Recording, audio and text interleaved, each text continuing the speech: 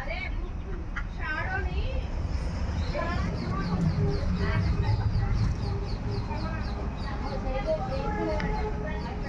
మరీ పెద్దకుంటారు చెప్పలేదు మనం చేపించేసుకో ఇన్ని బాగానే కూర్చుంటే చక్కగా చేపించుకుంటాం